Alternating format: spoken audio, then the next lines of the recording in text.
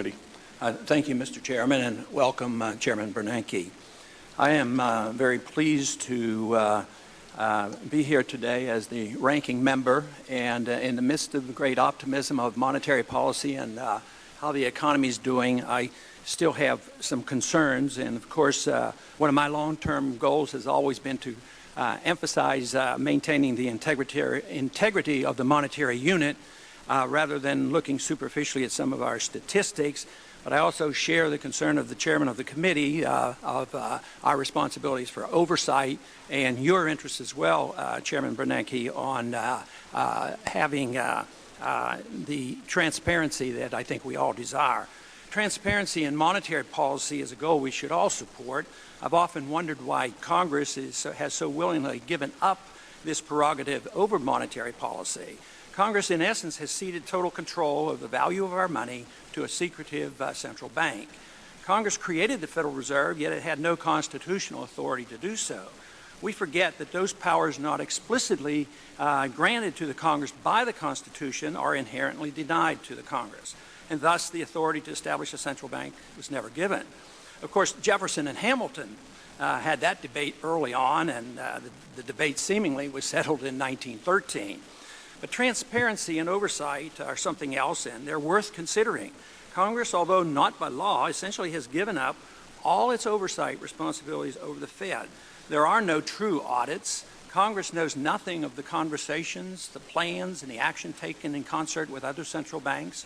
We get less and less information regarding the money supply each year, especially now that we don't even have access to M3 statistics.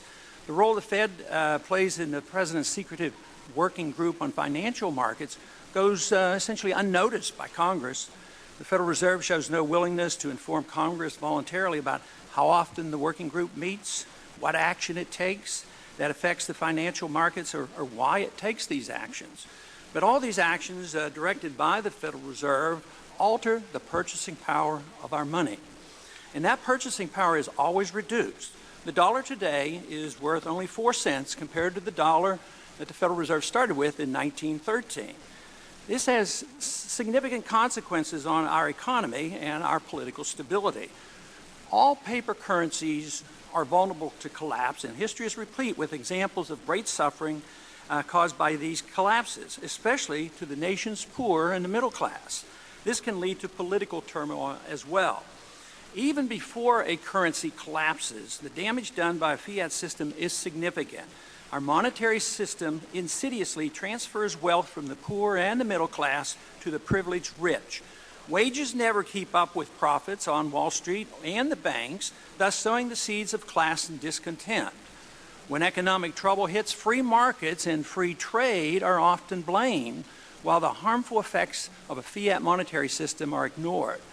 We deceive ourselves that all is well with the economy and ignore the fundamental flaws that are a source of growing discontent among the various groups. Few understand that our consumption and apparent wealth is dependent on a current account deficit running at approximately $800 billion a year. This deficit shows that much of our prosperity is based on borrowing rather than a true increase in production. Statistics show year after year that our productive manufacturing jobs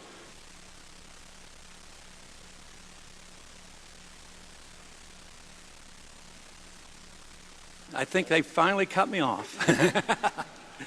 Is it on now? Okay.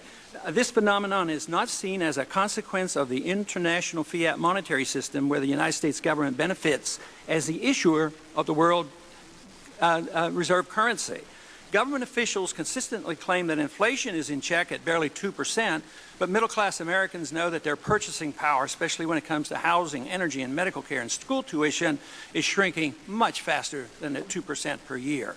Even if prices are held in check, in spite of our monetary inflation, concentrating on the CPI statistics distracts from the real issue. We must address the important consequences of the Fed manipulation of interest rates. When interest rates are artificially low, below market rates, insidious malinvestment and excessive indebtedness inevitably brings about the economic downturns that everyone dreads. We look at GDP figures and reassure ourselves that all is well, yet a growing number of Americans still do not enjoy the high standard of living that monetary inflation brings to the privileged few. Those who benefit the most are the ones who get to use the newly created credit first. The gentleman's time has expired. If the gentleman would come to a conclusion. Okay, I will yield back.